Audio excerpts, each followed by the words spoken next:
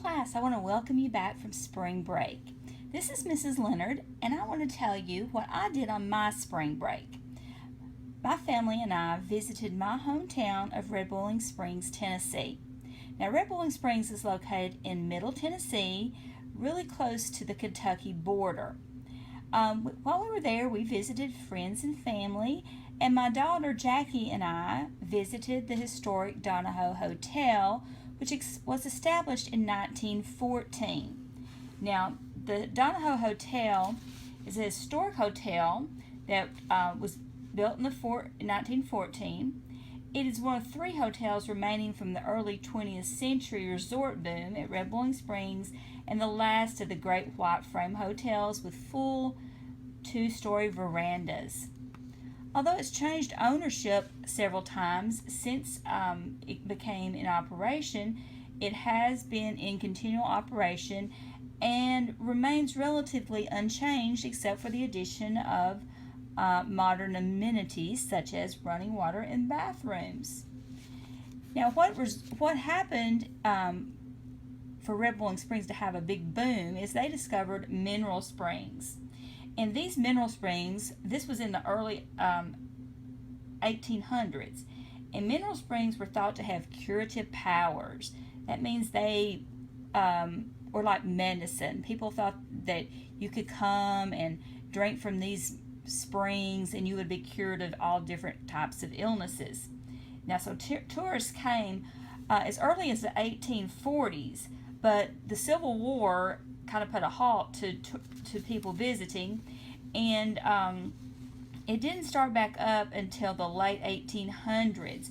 But by 1900, there was a lot of hotels and boarding houses were being built, and the Donahoe, there was an original Donahoe hotel built there, and it did burn, and the original structure was built back as the replacement. So this Donahoe hotel is approximately 100 years old. It is gorgeous. Jackie and I went in several rooms.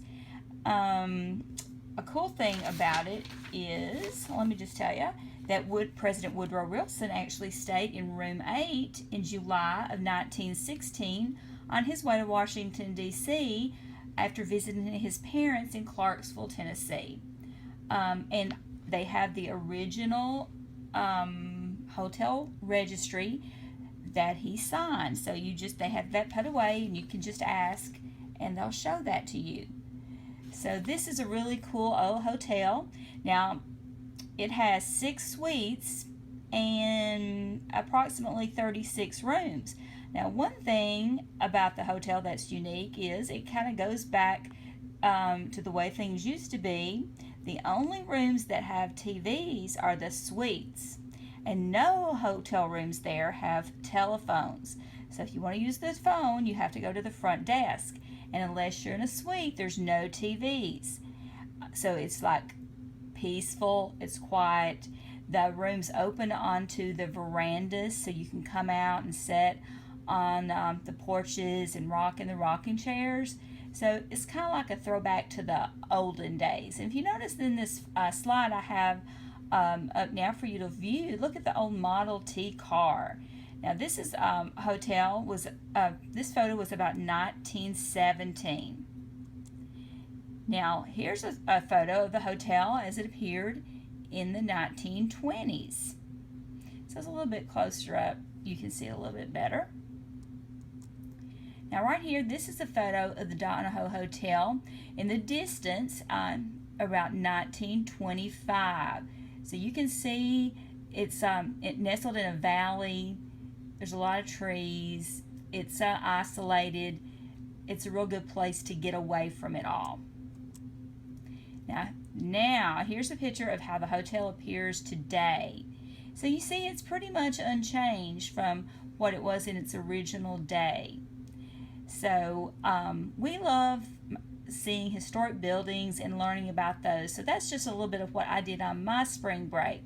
So I would love to hear what you did on your spring break. More will be coming later. Thank you.